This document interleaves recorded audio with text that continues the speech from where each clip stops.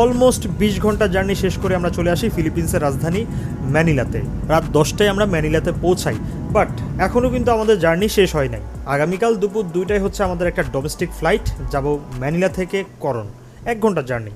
এখন আপাতত ইমিগ্রেশন শেষ করে হোটেলে চেক ইন করি, আবার ঠিক সকাল সকাল উঠে চলে যাই ম্যানিলার 2 নম্বর টার্মিনালে। ছোট্ট একটা ফ্লাইটে 1 ঘন্টা জার্নি করে চলে আসি করন। হ্যাঁ, এই করনেই মূলত আমরা এই ভিউটা দেখতে পাবো, যেটা হচ্ছে টুইন লাগুন। করনে হোটেলে চেক ইন করে পরের দিন সকাল সকাল বোটে জার্নি করে প্রথমে যাই বারাকোডা লেক। সমুদ্রের মাঝখানে ভাই এত সুন্দর একটা লেক।